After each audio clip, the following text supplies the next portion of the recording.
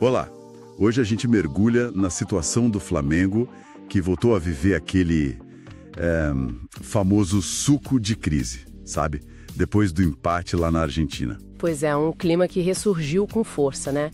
A gente vai analisar isso com base no que tem saído, notícias, comentários. Exato. Vamos usar o que o pessoal do Paparazzo Rubro-Negro tem falado, as análises do Mauro César Pereira também.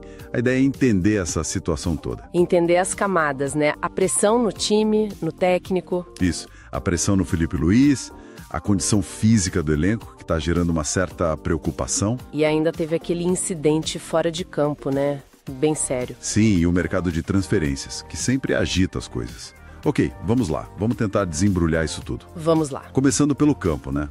O empate com o Central Córdoba, a performance foi descrita como fraquíssima. Muito abaixo, realmente. E aí entra a apuração do Mauro César, que fala de um time sem pernas. Já agora, em maio.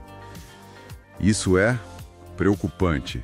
E essa informação de que o diretor, o José Botto, estaria cobrando o Felipe Luiz por causa das tais ideias fixas, isso em um momento tão delicado? Pois é. Aumenta o receio de um vexame na Libertadores, né? Um fiasco internacional, como disseram. O ponto-chave aqui é como tudo isso acontece junto, sabe? A questão física, essa suposta teimosia tática, bem na hora decisiva. Decisiva mesmo. Tem LDU, tem Táchira pela frente. Exato. E a pressão no Felipe Luiz fica gigantesca, porque o risco de cair na fase de grupos, nossa, não acontece desde 2017. É um fantasma voltando. E nesse cenário, claro, o nome do Jorge Jesus volta, né? Sempre volta. Sempre. Surge como talvez uma resposta a essa suposta falta de flexibilidade que estão apontando agora. É natural que o nome dele ganhe força nesse contexto. E para piorar o clima, veio aquele incidente fora de campo, pesado. Nossa, aquilo foi assustador. Tentativa de assalto na linha amarela. Com os jogadores no meio, o carro do Rossi, que é blindado, levou 4 tiros, imagina o susto. Terrível. O clube soltou nota, o Rossi também disse que estava bem, apesar de tudo. Sim, mas fica atenção, né?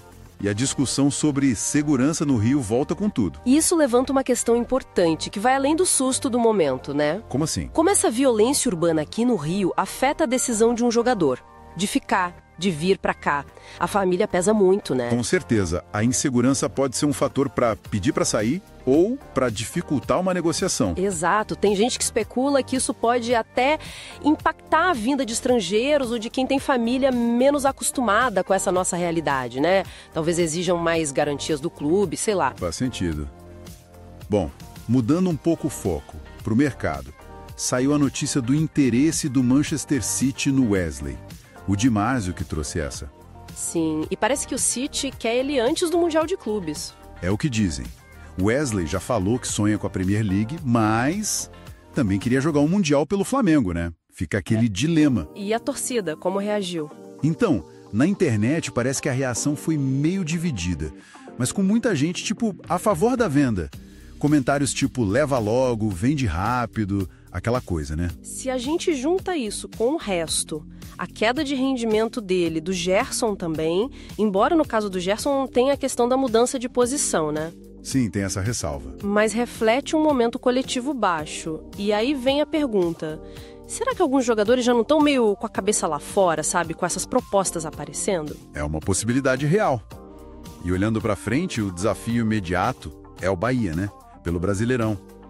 Ganhar é fundamental para não complicar ainda mais o clima antes da LDU. Totalmente. Uma vitória para dar um respiro antes da decisão da Libertadores.